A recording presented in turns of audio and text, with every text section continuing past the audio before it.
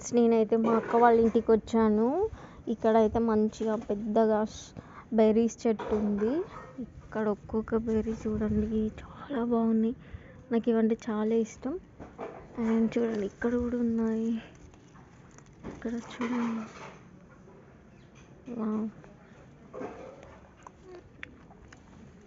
ఇంకొకటి చిన్న కింద కూడా పడిపోయినాయి.